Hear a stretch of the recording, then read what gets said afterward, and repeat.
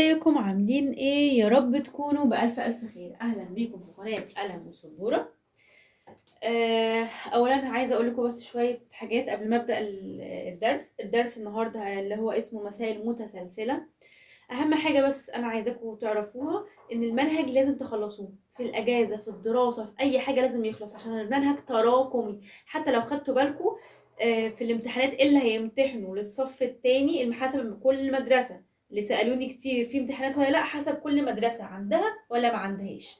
عايزة أقول لكم اللي عندهم امتحانات مفيش مشكلة، المفروض منهج يخلص. اللي ما عندهمش امتحانات هي كده كده نجاح وسقوط، هو تقييم بس، عبارة عن تقييم بس. أهم حاجة المنهج يخلص. منهج بتاع العربي والإنجليزي اتلغى منهم حاجات، الرياضة لأ عشان تراكمي. يعني الحاجات اللي احنا خدناها في الترم الأولاني بناخدها الترم التاني. في ناس ما كانش مخلصة الترم الأولاني وعايزة تبدأ ترم تاني، قلت لهم ما ينفعش، نخلص الاول ترم اولاني يا اما نخلص ترم تاني بس نرجع للترم الاولاني الاول عشان تراكمي.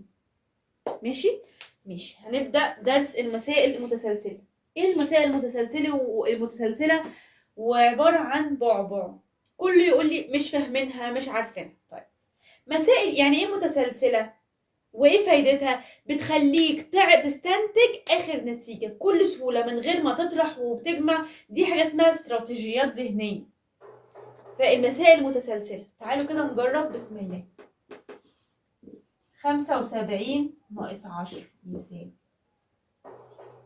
75 ناقص 20 يساوي 75 ناقص 30 يساوي 75 ناقص 10 عادي جدا. 75 ناقص 10 أحاد ناقص أحاد، 5 ناقص 0 5، 7 ناقص 1 6، مفيش أي مشكلة. 75 ناقص 10 65. طيب هنشوف الفرق بين ده وده. ايه اللي بيحصل؟ ال10 بقت كام؟ ال20. واهم حاجه ال75 هنا ثابته. الرقم التاني ال10 بقت 20، هو عمل ايه؟ ده بيزود 10. وال20 بقت 30، هو هنا ايه؟ بيزود 10. هنا بقى عكسه، رخم. يعني بيقول له ايه؟ انت هنا بتزود 10، ماشي انا هنقص 10. انا من هنا احنا عارفين عادي 75 ناقص 10 65.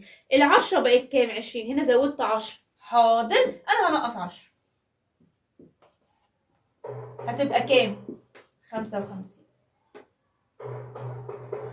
بين ال20 وال30 كام؟ 20 بقت 30 زودت 10. حاضر انا هنقص 10.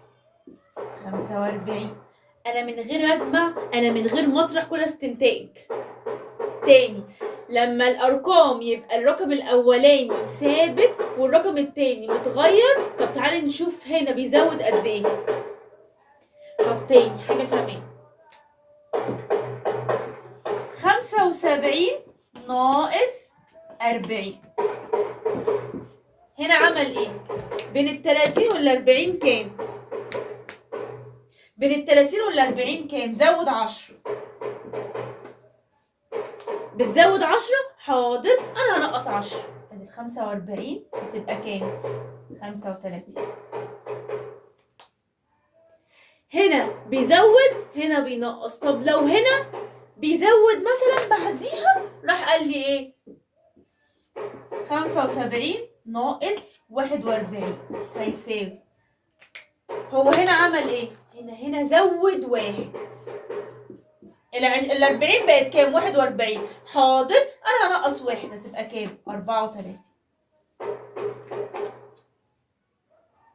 تاني دي مسألة بيعمل ايه؟ الرقم الاولاني كله 75 ثابت، الرقم التاني هو اللي بيتغير. عايزين نشوف هو بيجمع قد ايه، بيزود قد ايه. هنا بينقص. عامل بالظبط زي مامتك تفضل تقول لك اعمل كذا بتعمل عكسها، ده الطبيعي بتاع كل الاطفال. هو هنا برضه هنا بجمع. اسمها ايه دي؟ المسائل المتسلسله. اسمها ايه؟ مسائل متسلسله. ازاي هنا بيزود هنا بينقص، على قد هو هنا بيزوده على قد بينقصه. مساله كمان وبعد كده في اخر الفيديو هيكون في مسائل تحلوها وتبعتوها لي.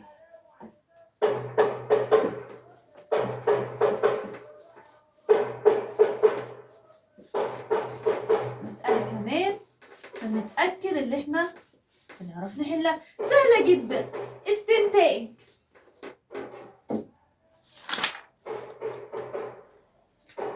هنا مثلا ماشي 55 ناقص 10 يساوي 55 ناقص 20 يساوي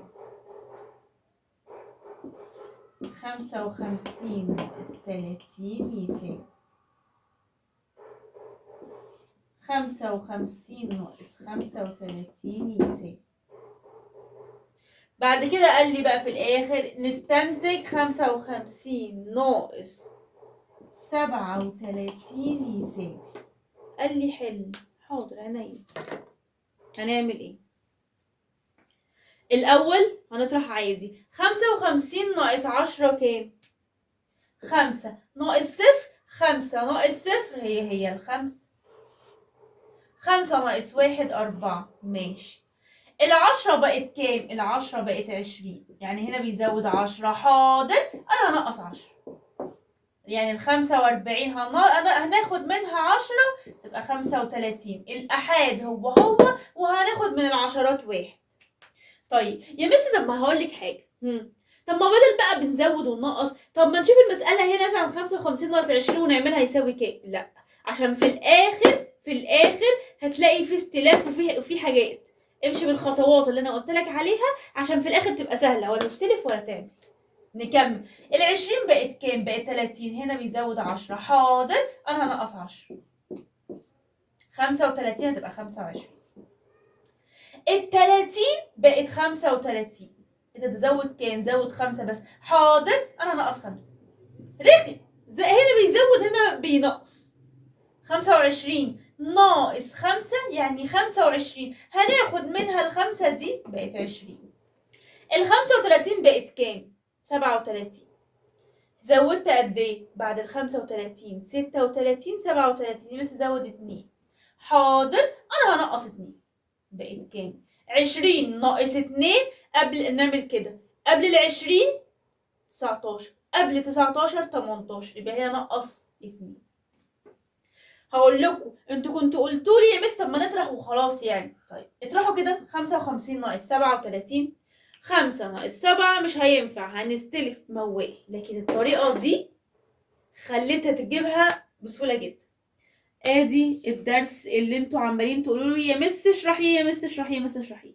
مفيش اي حاجة، مفيش اي صعوبة. ودلوقتي هنزل لكم حاجة تحلوها وتبعتوها لي. يلا باي.